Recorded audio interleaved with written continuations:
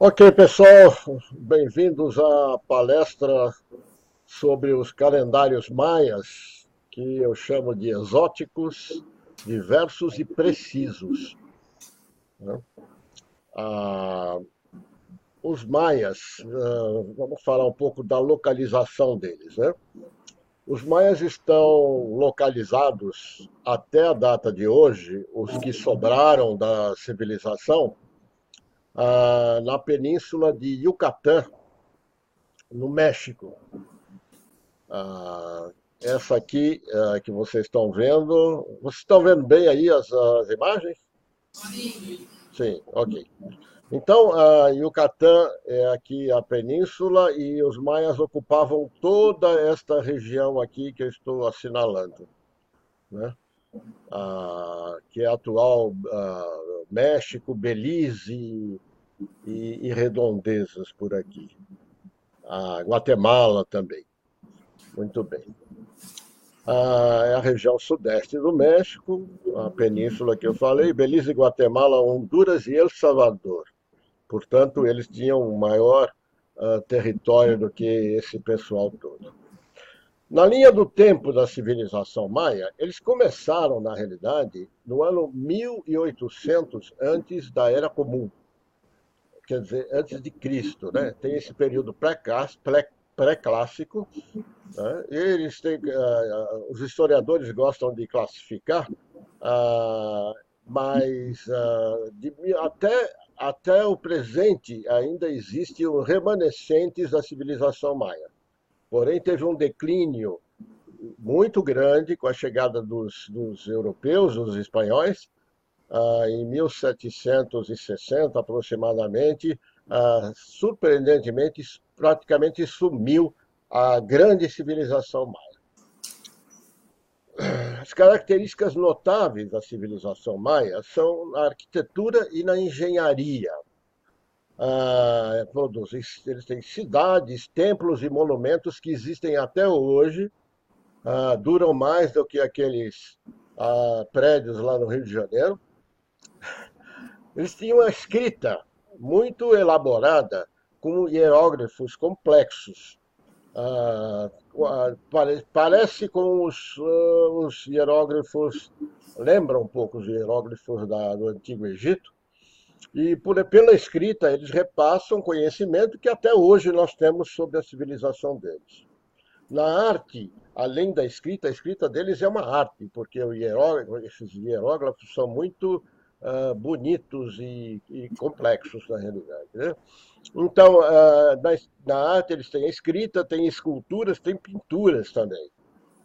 Nas ciências, notadamente na matemática e na astronomia, como só ia acontecer com as civilizações mais antigas, né? E os calendários, sobre os quais nós vamos falar hoje, que são extremamente complexos.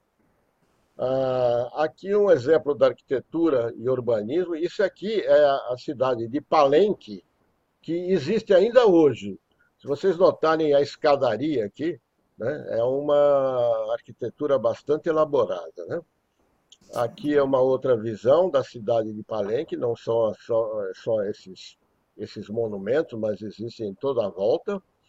Aqui é a cidade de Tikal. Isso são fotografias de hoje, né? Lá no México, na região. Vejam a imponência desta ah, pirâmide, né? Isso é uma pirâmide. É extremamente imponente. Esse é o chamado Templo 4. Aqui é a cidade, difícil de falar aqui, Chachoben. Chachoben. São pirâmides por todos os lados, né? Aqui é a vista de uma cidade chamada Xochicalco. Xochicalco. Essa daqui é uma cidade chamada Edzná. Aqui visto é uma cidade de Tulum, que fica bem próximo da região onde hoje se faz muito turismo lá. Ah, Aqui a cidade é uma Palenque. Vejam vocês a imponência desta pirâmide.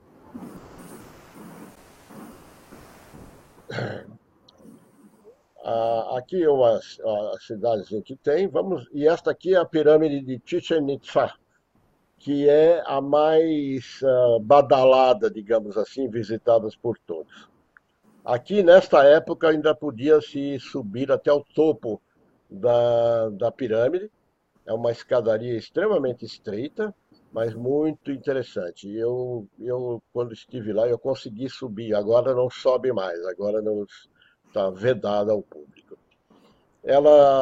Essa pirâmide está orientada ao norte, a escadaria para o norte.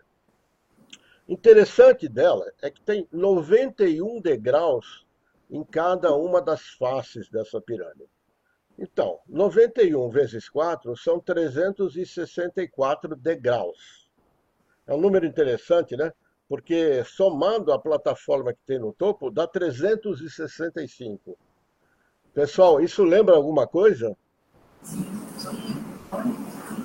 Então, lembra o nosso ano solar, né? Que tem 365 dias. Então, eles já tinham, nessa época, um bom conhecimento de astronomia. Aqui é uma imagem do que eles chamam de Kukulkan, que é a serpente emplumada. Se vocês notarem aqui nessa escadaria, aqui tem a cabeça de uma cobra aqui embaixo, né? E ao longo da pirâmide aqui, vocês podem ver o corpo que é uma serpente, né? E que eles chamavam de serpente emplumada. Evidentemente, isso só no mito, né? Ah, Agora, essa imagem só se repete nos equinócios da primavera, que se dá em 20 de março, e do outono, que se dá em torno do dia 23 de setembro, né? É famosa essa serpente emplumada e mostra a orientação, como eles sabiam, dos equinócios de primavera e de outono, né? Aqui um El Caracol. Se vocês notarem, esse El Caracol, ele era um observatório astronômico. E vocês vejam que ele tem uma cúpula semelhante ao que nós temos hoje, né? E isso aqui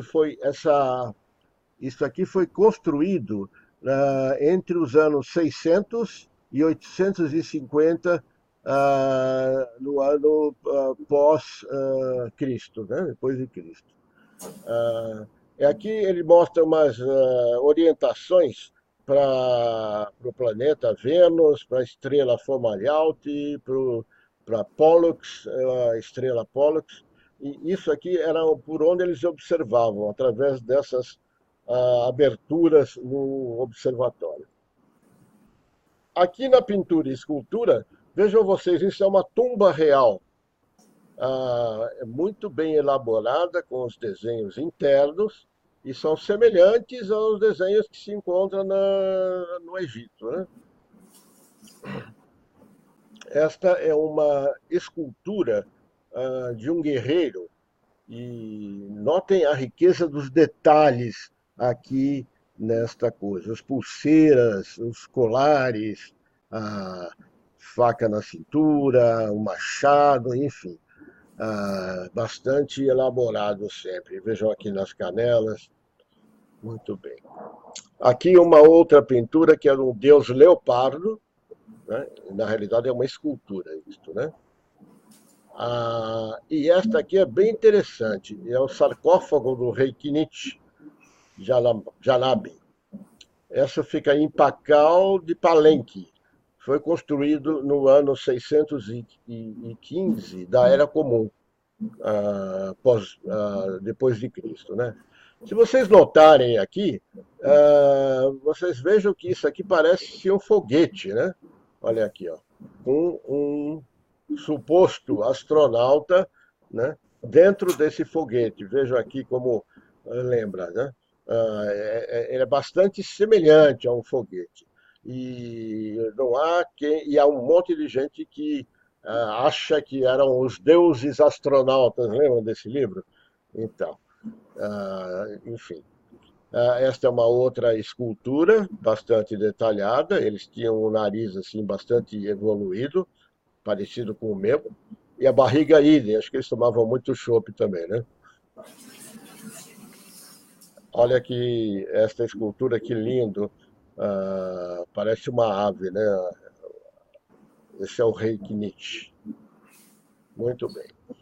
As escritas. Essa aqui é um exemplo das escritas e ilustradas. Eles tinham verdadeiras revistas, né? Livros com ilustrações e com os códices, que são os hieróglifos, né?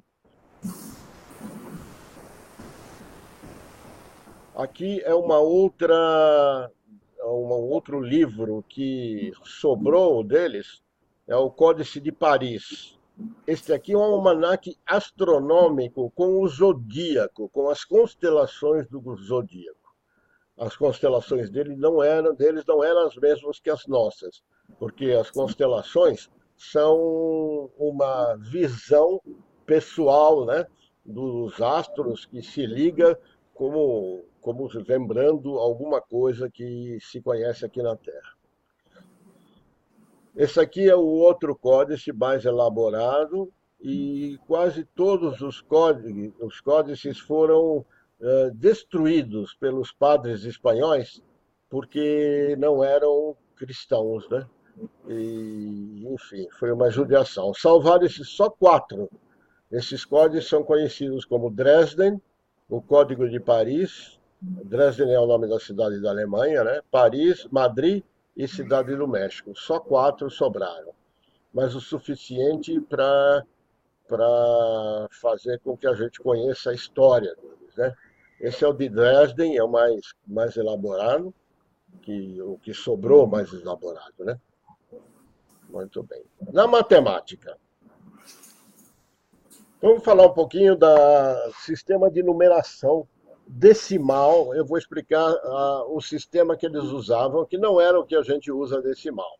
O nosso sistema de numeração na base 10 tem os dígitos de 0 a 9, não tem mais dígitos além disso. E a posição dos dígitos é essencial na numeração. Então, este número 3, se ele tivesse colocado nesta posição aqui, seria a posição das dezenas, valeria 10 vezes mais do que este. Se tivesse colocado aqui, é 10 vezes mais do que este. Enfim, nós temos as casas que a gente chama dos numerais, né? Unidade, dezena, centena, milhar, dezena de milhar. Eu estou colocando isso com detalhe porque nós vamos ver como é que eles faziam, né? Então, a unidade é representada por potências de 10, a base é 10.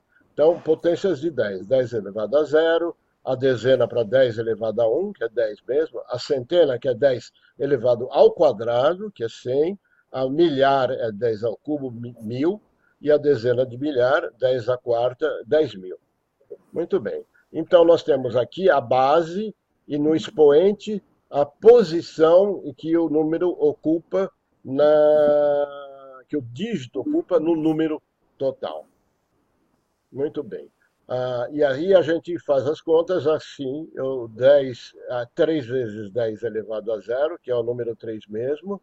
Aqui é 1 vezes 10 elevado à primeira, que é 10. Aqui o seguinte é 6 vezes 10 elevado ao quadrado, que dá 600, e assim por diante. 0 a 3, e o número 5 aqui, 5 vezes 10 a 4. Se vocês somarem esses números todos, você vai ter esse número que a gente conhece, 50.613. Muito bem, esse aqui é na base decimal.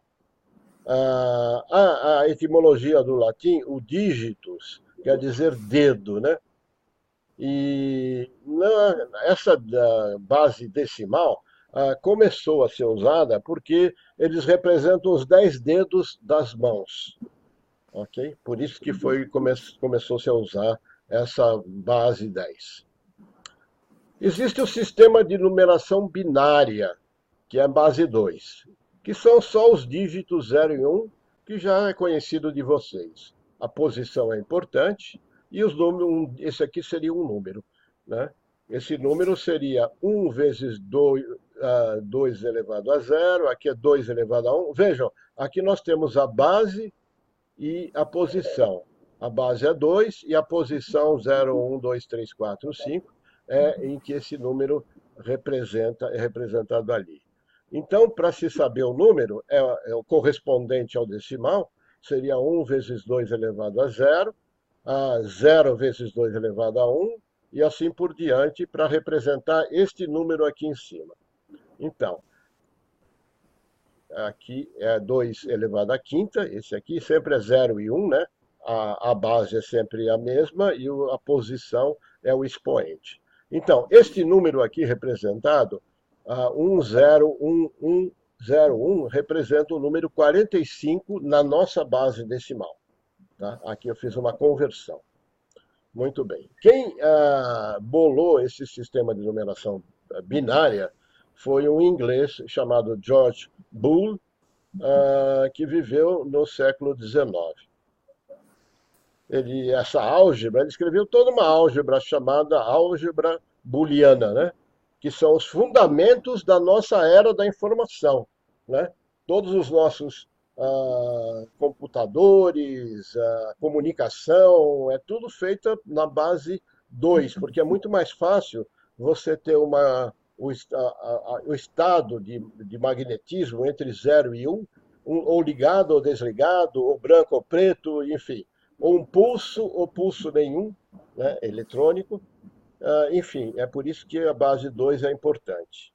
E o bit, que nós sabemos hoje em dia, vem da expressão binary digit, né? B-I-T aqui no final. Muito bem, esse aqui é um sistema de base 2. Mas os nossos amigos maias usavam o sistema de numeração vigesimal. Eu estou dando isso para vocês porque vocês vão ver agora na escrita nos hieróglifos, eles usam bastante.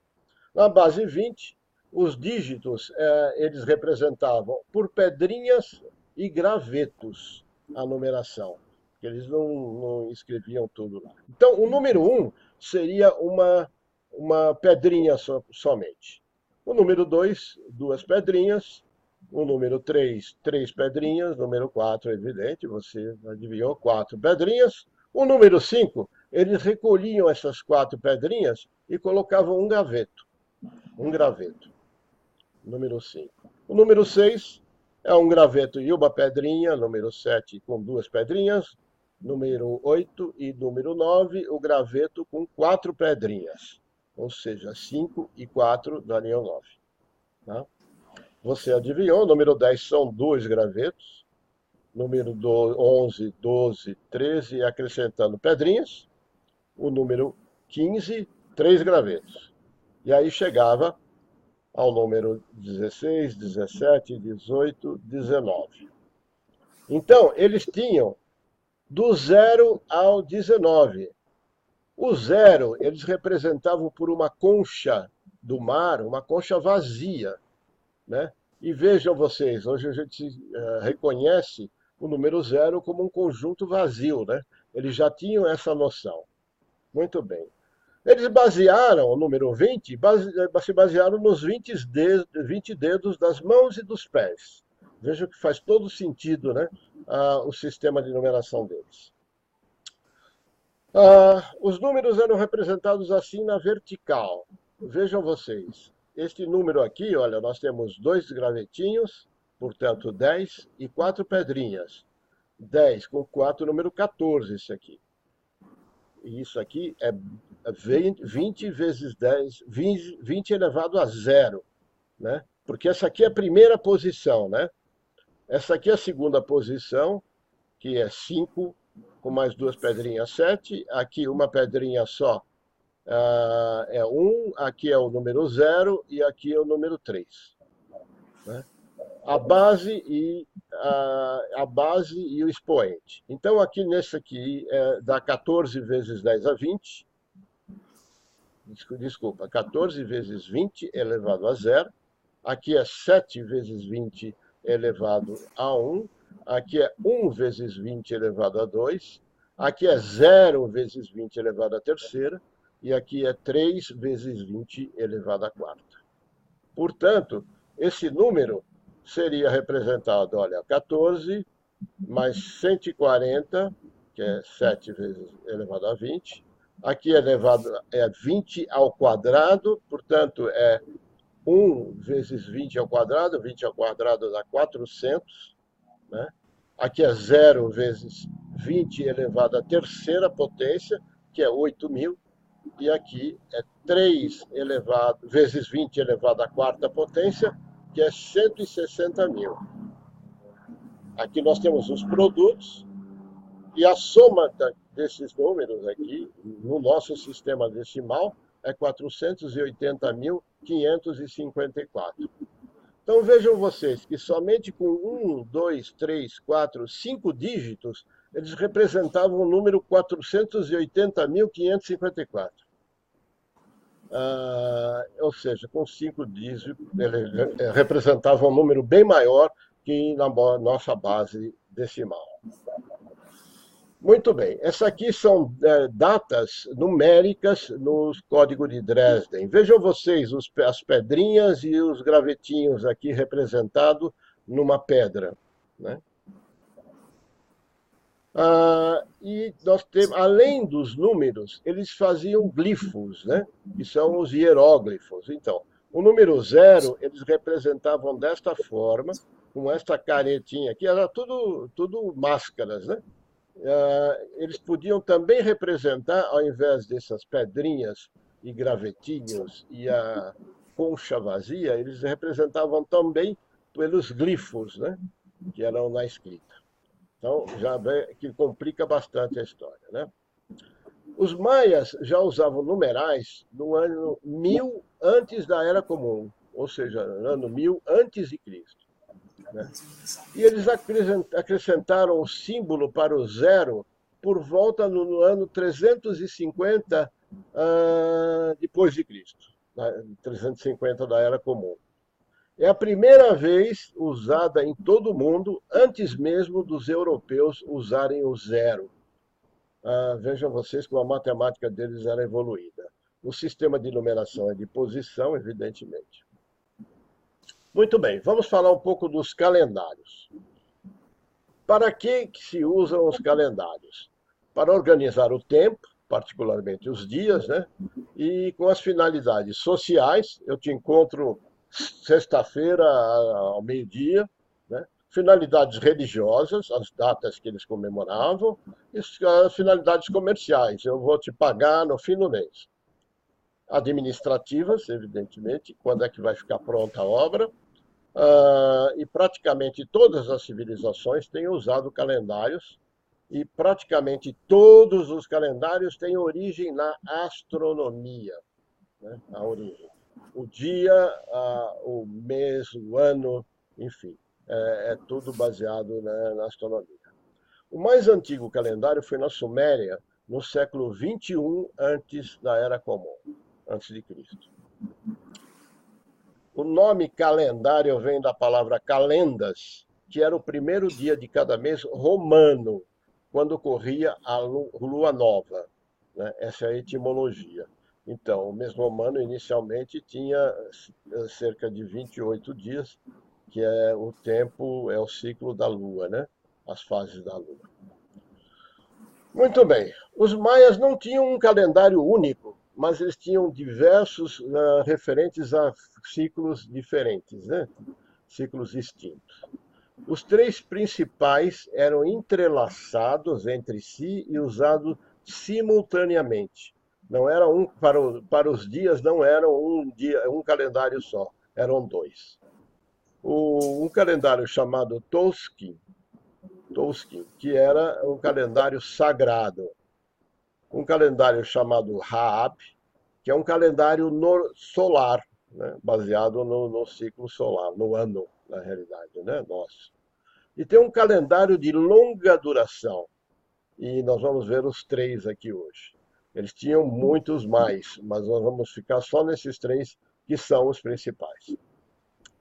Então, aqui nós temos o calendário Tzolk'in, que está representado aqui por 2 engrenagens. Uma engrenagem interna, que tem os dígitos, olha aqui, 1, 2, 3, 4, 5, até o número 18.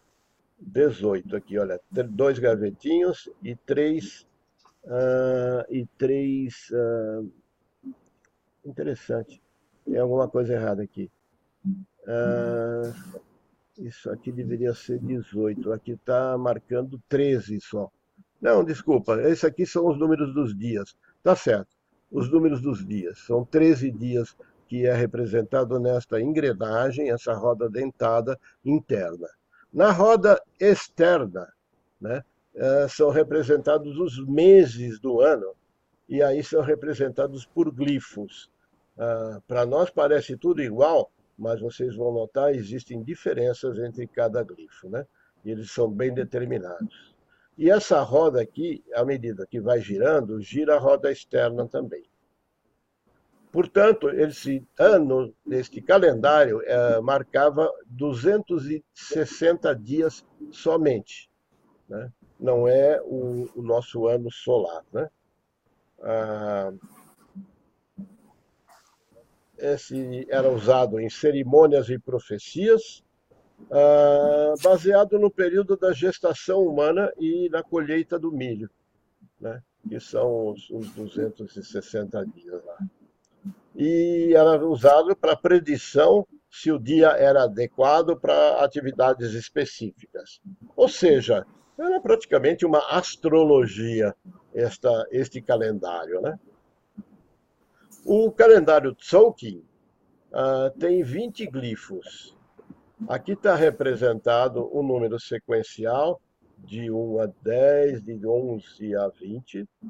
Aqui o nome do dia, na língua deles, né? Na língua maia. Okay? E aqui o significado. Esse número 1 era uma flor, o número 2 vento, o número 3 noite, o número 4 milho, o número 5 era uma serpente celeste, até o número 20, que seria o Senhor. Neste calendário Raab, estão representados na roda interna 20 meses. Veja, e é pela numeração de pedrinhas e gravetos. E aqui os nomes de cada dia, né? Esse é o calendário Raab, tem 20 dias numéricos e 18 meses em volta que são glifos. Portanto, 20 dias com 18 meses, isso soma quanto? 360 dias aqui, né? Então, eles representavam mais um mês que tinha somente 5 dias, eram considerados dias de azar. Portanto, se vocês somarem aqui esses 18 meses e 20 dias cada mês, dá 360, mais esse mês e 5 dias, eram 365 dias, que é o nosso ano solar, né? O ano que nós usamos hoje, atualmente. Então vocês veem como eles eram adiantados na matemática e na astronomia. Aqui são os calendários, o calendário com os exemplos de glifos, né? Até de 1 a 19, são 18 meses, e esse aqui era o 5 dias de azar, o mês com 5 dias.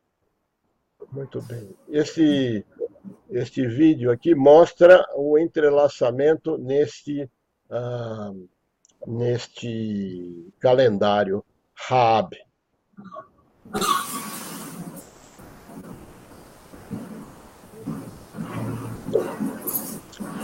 Então, era uma conjunção. Veja, aqui tem uma conjunção dos 3 calendários, né? O primeiro calendário, Tzolk'in aqui, com este, e este em volta, 3 Manik e 14 Pop. Enfim, era assim que eles representavam cada dia do ano. Um pouco complexo, né, gente? Mais fácil nós. Então, era extremamente bem elaborado, né?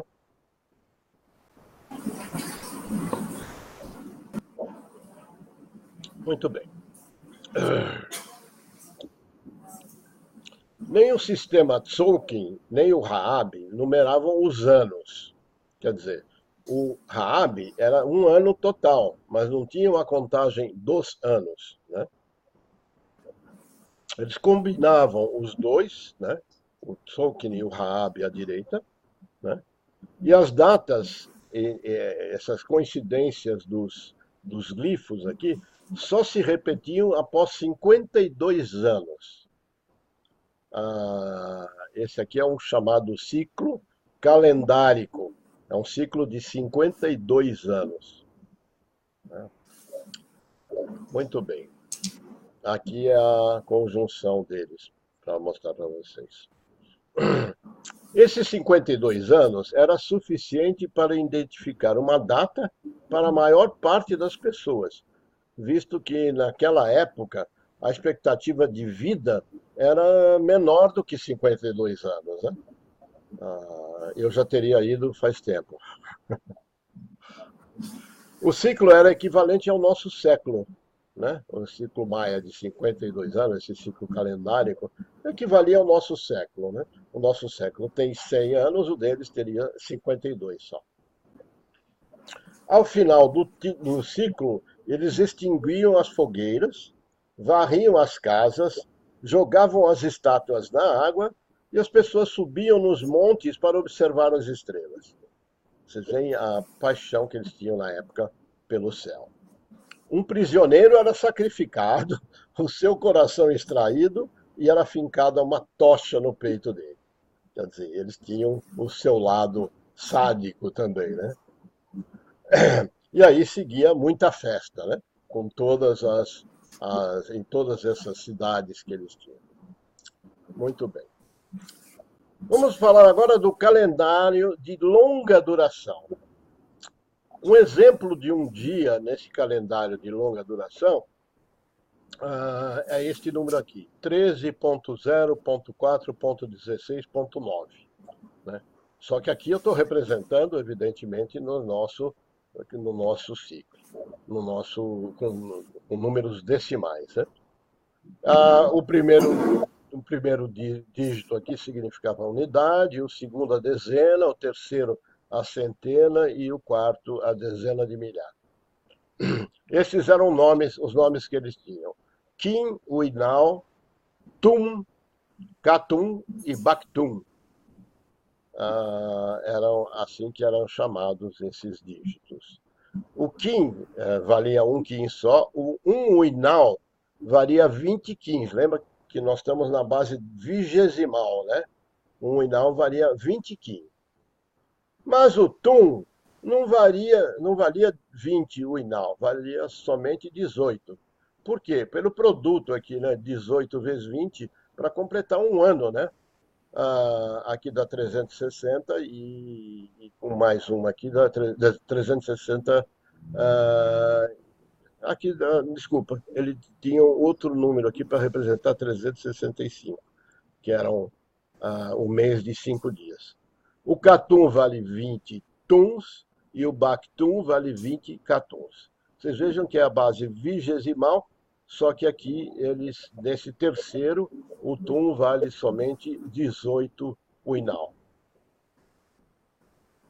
Então, um dia, 20 dias, 360 dias, 7.200 dias e o Catum, 144 mil dias. Muito bem. E aqui o cálculo do número de dias no nosso sistema decimal. Os números de dias eram contados a partir do instante zero deles. O nosso instante zero é a morte de Cristo, né? O deles era este número aqui, 13.0000, que eram equivalentes ao nosso calendário que conta os anos, desculpa, a morte não, o nascimento de Cristo, né? O nosso ano zero. O deles era 13.0000. Esta data inicial corresponde no nosso calendário ao dia 11 de agosto de 3.114 a.C. Embora essa data zero, a data inicial, fosse anterior ao do povo maia. Eles assim faziam a numeração. Essa numeração em glifos maias é assim: 13 Bactum, 0 Catum, 4 Tum, e vai assim, representado. Nos glifos, né? E neste caso aqui, nós temos no calendário Tzolk'in, né, 5 Buluk, que é um número que corresponde em dias, e no calendário Raab, 7 Sak. Muito bem. Esse é o calendário de longa duração, que vale 7.885 anos. Né? 7.855 anos. Este numeração aqui, esse símbolo, corresponde ao Senhor da Noite, que é o mais complicado ainda. Eu vou parar por aí. Este número, essa data aqui, esse número, representa a data de 25/10/2017. Porque a palestra que eu dei em 2017, eu peguei o dia, eu me esqueci de atualizar isso para pegar o dia de hoje. Né? Então, aqui é a referência da data de criação do universo. Eu vou passar por aí. E aqui umas datas históricas dos maias. Né? 10.9.0.0.0 equivale à data 15 de agosto de 1007, no nosso calendário gregoriano, onde foi fundada a aldeia Uxmal. Né? No dia 11/12/000, foram as grandes cidades foram abandonadas. É uma 1461. É interessante isso, né? Um pouco antes da chegada dos europeus. Em 23 de agosto de 1480, um forte furacão e uma peste mataram a maioria dos habitantes dessas cidades. Em 12 de fevereiro de 1520, uma epidemia de varíola dizima a população. Aqui vejam após a chegada dos europeus, né? 28 anos após os espanhóis estarem lá na península de Yucatán. E em 27 de julho de 1697, este conquistador espanhol, Martín de Ursúa, destrói Tayassal, que é o último reduto dos habitantes de Chichén Itzá, que é aquela pirâmide importante. Ou seja, infelizmente, os espanhóis destruíram praticamente a civilização maia. Né? Aqui tem um link para você converter a data de um calendário gregoriano para o maia. Quer dizer, a nossa data para o calendário maia. E o Apocalipse maia, tão falado, né? Os alarmistas apregoaram que os maias tinham previsto o fim do mundo. Lembram-se disso? Foi no 21 de dezembro de 2012. Por que eles previram isso? Porque num sítio arqueológico chamado El Tortuguero, no sul do México, foi uma cidade maia no período clássico de 200 a 900 depois de Cristo. O monumento 6 ali encontrado foi que gerou toda a discussão, pois inclui uma única inscrição referente ao final da corrente Era, né, na nossa era aqui. E estes senhores aqui, Grube, Martin e Zender, publicaram um texto que se refere ao final da era 13 Bactum, que é 13.0000. Ou seja, no calendário de longa duração, é o último dia do calendário. Né? Na realidade, corresponde ao primeiro dia deles. Só que no dia seguinte, não era o fim do mundo. Né? É pura teoria da conspiração. Era somente o fim do calendário de longa duração. Né? Como se fosse num calendário no final do ano, que a gente joga o calendário fora e pega o calendário do ano seguinte. Né? Ou seja, o dia seguinte foi o dia 00001. É a nova era, né? A nova era nesse calendário de longa duração. Está aqui, olha.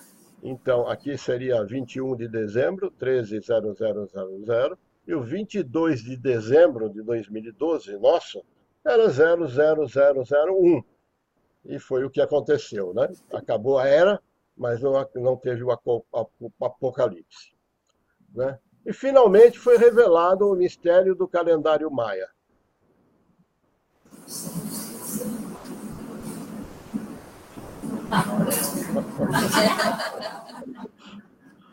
Muito bem. É isso aí. Obrigado pela atenção, pessoal.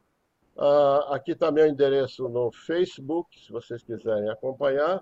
É www.facebook.com, está escrito, está faltando aqui, /paulo.leme. Eu sempre publico coisas lá. Aqui é a pirâmide de Chichén Itzá, e isso aqui foi no ano 2000 e...